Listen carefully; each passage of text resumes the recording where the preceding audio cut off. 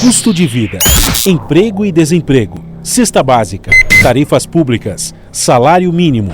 Agora, na Brasil Atual, a análise do DIEESE. E nós vamos fazer contato agora com o diretor técnico do DIEESE, Fausto Augusto Júnior. Bom dia, Fausto. Bom dia, Glauco. Bom dia a todos. Fausto, na última sexta-feira o IBGE divulgou dados da Pesquisa Nacional por Amostra de Domicílios Contínua, a PNAD, mostrando que a taxa de desemprego no Brasil em 2020 fechou com média de 13,5%, que é a maior da série histórica do IBGE, que começou ali em 2012. A gente lembra que naquele ano, inclusive, a taxa de desemprego foi de 7,4%, quase metade, né, do que é hoje. Esses números refletem, na verdade, os impactos da pandemia, mas não só isso também, né, Fausto? Bem, esse dado, Glauco, ele é bastante importante porque ele consolida, né, ele fecha o ano e, de certo modo, a gente tem aí um bom indicador em relação à taxa de desemprego de 2020. É uma taxa de desemprego que, sim, teve impactos da pandemia. Vamos lembrar ali que em janeiro a gente estava falando em alguma coisa perto de 12 milhões de desempregados, e vamos terminar o ano aí no final de dezembro com cerca de quase 14 milhões, 13 milhões e 900 mil desempregados. É a maior taxa desde o começo da série, e ao mesmo tempo a gente vai refletindo aí dois fenômenos. O primeiro é que a gente vinha com uma taxa de desemprego já alta, esse patamar novo de desemprego se estabelece principalmente ali a partir de 2016, ele se mantém, e a pandemia acelera esse processo de desorganização do mercado de trabalho. Além disso, é bastante importante porque o último trimestre mostrou para a gente ali uma pequena recuperação do mercado de trabalho, ou seja, em relação ao trimestre anterior, muito em função, primeiro, dos finais do ano, o que é muito normal, ou seja, normalmente os finais de ano você tem aí incorporação de pessoas no mercado de trabalho em função das festas de final do ano, do comércio e etc., e também, de certo modo, ali a redução do isolamento social, o que coloca para nós uma série de questões, uma vez que a pandemia não foi superada, e ao a pandemia não ser superada, o que a gente vai vendo é o que vai vir aí, o que está acontecendo nesse trimestre em relação a perda de postos de trabalho. Muito provável que aquela recuperação do último trimestre que a gente começou a assistir, ela recue. Ao mesmo tempo, Glauco, é bastante importante, para além da taxa, a gente olhar ali que alguma coisa próxima a 10 milhões de pessoas, no último trimestre vai ser 8 milhões, saíram do mercado de trabalho. Ou seja, nós estamos com a menor taxa de ocupação da série histórica e também a maior taxa de pessoas fora do mercado de trabalho. E aí não por causa do desemprego, mas porque abandonaram, deixaram de procurar postos de trabalho. Isso é bastante grave, é o que coloca para nós aí que o contingente de pessoas que de alguma forma não tem renda é muito maior do que muitas vezes a própria estatística pode mostrar. Então nós estamos aí num daqueles momentos em que a gente ainda está com a questão da pandemia. A questão da pandemia não só não foi superada, como nós estamos aí na maior média de taxa de mortalidade do período, chegando aí a um ano de enfrentamento da pandemia com mais de 250 mil mortos, e todo o impacto que de alguma forma ele está causando na vida das pessoas, na vida das famílias que perderam seus entes, um preço incalculável, mas também em relação à economia e principalmente aí nesse caso a questão da taxa de desemprego e a renda. E Fausto, tem dois dados aqui do IBGE que chamam a atenção. Um deles é que o rendimento médio cresceu 4,7% no ano passado, estimado agora em R$ 2.543. Mas não é exatamente porque as pessoas passaram a ganhar mais, e sim porque as vagas de menor remuneração foram eliminadas. Isso aqui, outro dado, evidencia esse fato, que é a massa de rendimentos ter caído 3,6%. 8 bilhões a menos de massa de rendimentos no Brasil.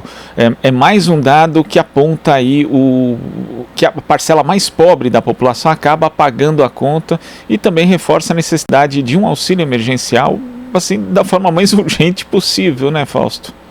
Não há dúvida, e aí tem duas questões, né, como a gente fala, são chamados efeitos estatísticos, né. Efeito estatístico é que a pesquisa ela vai trabalhar com a média, né, vai trabalhar com a amostra e com média, e de alguma forma ela é influenciada por aqueles que permaneceram no mercado de trabalho, ou seja, quando a massa de rendimentos cai, é porque menos pessoas estão recebendo salário, estão recebendo renda, e isso, de certo modo, o número indicou para a gente. Na outra ponta, o que vai indicar para a gente esse crescimento do rendimento é porque aqueles que ficaram no mercado de trabalho são aqueles que têm maior renda, aqueles que mantiveram, que têm uma melhor condição de inserção no mercado de trabalho.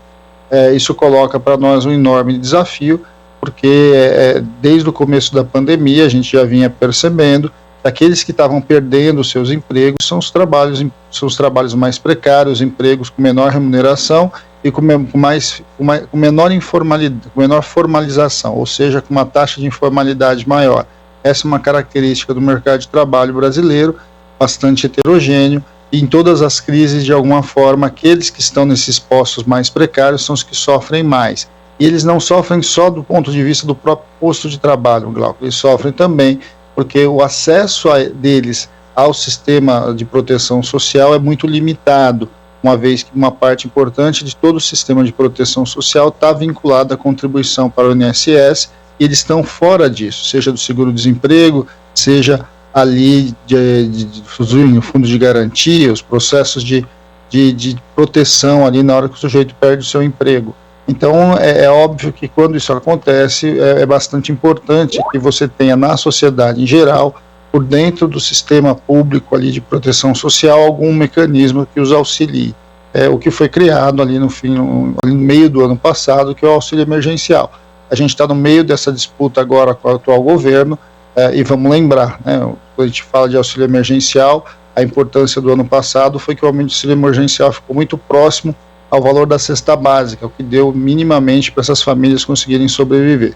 A proposta que o governo coloca agora novamente é, primeiro, um valor muito aquém, ele fala alguma coisa perto de R$250, e na outra ponta um enxugamento do número de pessoas que vão receber esse benefício. Além disso, coloca várias condicionantes, e as principais são de alguma forma atacar os recursos garantidos e vinculados dos direitos sociais, saúde e educação, isso no momento de pandemia, o que não faz o menor sentido. Por fim, Glauco, é sempre bom lembrar que quando a gente fala de rendimento, a gente tem que o tempo todo estar comparando esse rendimento com a capacidade de compra das pessoas, ou seja, o poder de compra do cidadão.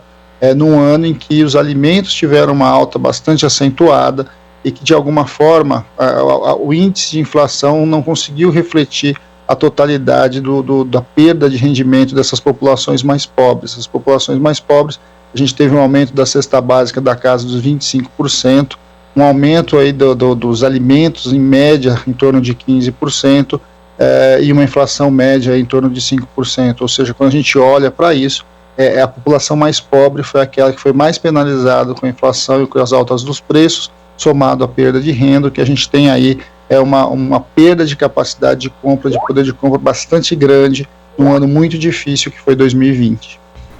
Agora, Fausto, a gente tem esse índice de desemprego bastante elevado, a gente sabe que existe uma correlação entre o crescimento da economia e também a geração de empregos, mas vai ser suficiente a economia voltar a crescer para recuperar os postos de trabalho perdidos? Porque quando a gente vê, por exemplo, justamente o início aqui da série histórica da PNAD contínua do IBGE, o desemprego em 7,4% em 2012, em 2013 foi 7,1%, a gente tem como voltar a esse estágio só com o crescimento econômico, ou serão necessárias outras medidas para que a gente possa chegar a um índice aproximado?